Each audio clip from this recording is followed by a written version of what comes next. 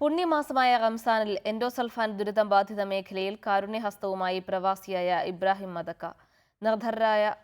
നിർധനരായ 1000-ഓളം കുടുംബങ്ങൾക്ക് പെരുന്നാളിലേക്കുള്ള ഭക്ഷണ സാധനങ്ങൾ നൽകി ഇദ്ദേഹം കാരുണ്യത്തിന്റെ വേറിട്ട വഴിയാണ് തുറന്നിടുന്നത്.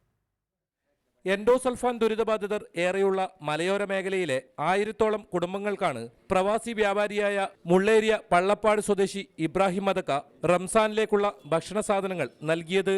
വെള്ളൂർ, കുമ്പടാജെ, കാറടുക്ക പഞ്ചായത്തുകളിലെ നിർധനരായ കുടുംബങ്ങൾക്കാണ് പുണ്യമാസമായ റംസാനിൽ ഇദ്ദേഹം കാരുണ്യഹസ്തവുമായി മുന്നോട്ട് വന്നത്. ഇത് തുടർച്ചയായ 7ാം വർഷമാണ് ഇത്തരം കാരുണ്യ പ്രവർത്തനം നടത്തുന്നത്. അരി, പഞ്ചസാര, പയറുവർഗ്ഗങ്ങൾ, ഈത്തപ്പഴം ഉൾപ്പെടെയുള്ള കിറ്റാണ് ഓരോ കുടുംബത്തിനും നൽകിയത്. മദക്കം ചാരിറ്റബിൾ ട്രസ്റ്റ് അർഹരായവരെ കണ്ടെത്തിയാണ് കിറ്റുകൾ വിതരണം ചെയ്തത്. കഴിഞ്ഞ 3 വർഷങ്ങളായി ഓണത്തിനും പ്രദേശത്തെ 500-ഓളം കുടുംബങ്ങൾക്കും ഇത്തരത്തിൽ ഭക്ഷണ സാധനങ്ങൾ എത്തിച്ചിരുന്നു.